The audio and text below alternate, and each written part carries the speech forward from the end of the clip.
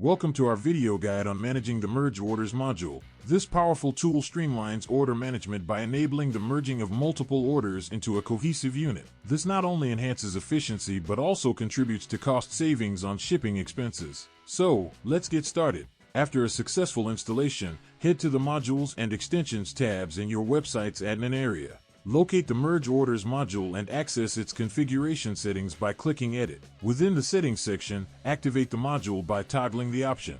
Save your changes by clicking Update. Now let's look at the module in action. Navigate to the Orders, Customers, and Orders tabs.